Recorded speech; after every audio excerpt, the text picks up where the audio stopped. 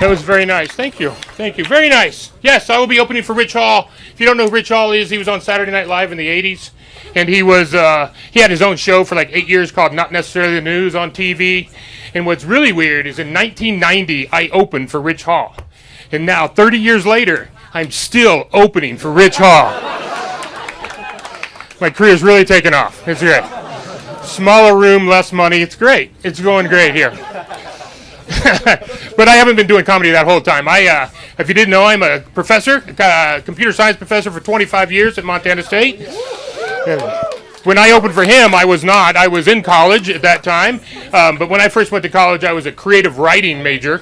And then I thought, I'd really like to be able to buy food someday. So I got a second major, accounting, and I was a double major, creative writing and accounting, which I thought was perfect for each other until I realized creative accounting goes to prison. So I dropped out of college and became a stand-up comedian at that time. And I toured around the country telling dirty jokes in smoky nightclubs to drunk people. That was my life. But eventually I knew I had to go back to college and finish college, and I did. I went back, graduated college, but do not tell my parents. They do not know, and they're still sending me money. It's very important. And eventually that took me on to grad school, and then from grad school I became a professor. And now I tell dirty jokes in classrooms to a bunch of drunk people. So the only difference is now if they don't laugh, they flunk. So it's much better. Much better for me now. I teach robotics, computer vision, artificial intelligence, machine learning. I know what none of that means, but that's what I teach. I teach robotics. I have a robot that's a NASA robot that is made to be able to mine the surface of Mars that we did for NASA, because NASA wants to investigate Mars. You know what they're looking for on Mars? What do you think they're looking for? Water. Very good, water. No. We already know that there's a humongous sheet of ice underneath the surface of Mars, a huge sheet. There's enough ice and water up there to be able to make oxygen, to be able to make fuel, to be able to grow crops. I hear potatoes are very popular. But no, what they're looking for is aliens. They're looking for aliens.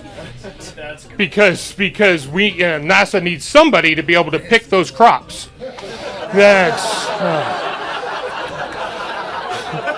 Don't worry, they're legal. They live there. It's fine. It's totally okay. My teenage daughter told me that joke is racist. I said, well, teenage girls obviously know how to treat people. So thank you. I'll be listening to you. My daughter's a senior. She's trying to pick out a college now herself. So my wife was telling her what a great school Montana State University is. And my daughter said, how great a school can it be if they let Dad teach there? But my wife immediately fired back with, that's a good point. So my daughter will be going to school out of state, just like my son. My son's going, he is a student athlete. He is on scholarship. Student athlete, well, he plays golf. So that's a little, whatever you want to call that. But we took him to college for the first time back in August, and the first thing my wife noticed is the dorms now. The girls were used to be over here, and the boys now, the girls and the boys, they're all mixed up, rooms right next to each other. And my wife did not like that at all. She freaked out. She thought like an orgy was going to break out right there in the hall. When I saw it, I was like, cool. And then I looked at my wife and went, that's not cool. We should write a letter. That's what we should do.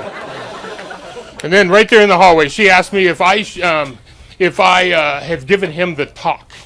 And I was like, the talk? Oh, the talk. The little father-son talk. And I was like, yeah. We watched Game of Thrones together. I think that's good enough, isn't it? They pretty much covered it all right there. They knew what they were doing. I think we both learned a lot from that, actually. That was nice. My son never really dated in high school, never really had a girlfriend or anything like that. Some people were like, well, maybe he's gay. He's not gay. I know it'd be fine if he was gay, but he's not gay. I can tell you how I know he's not gay. Right across the hall from him are two very cute girls that live right across. Every time I talk to him, I say, have you talked to one of those girls yet? And he's always like, no. If he was gay, the very first day, those three would have been best friends from the very first day. He has a very healthy dose of heterosexual intimidation going on there. Very healthy. He went back to college a couple days ago, and I asked him just last night, I said, have you talked to those? He goes, well, they did say hi to me. I said, did you say hi back? The second time. It's like, way to play hard to get. Good job, Ramey. Good job. All right, that is my time. You have been wonderful.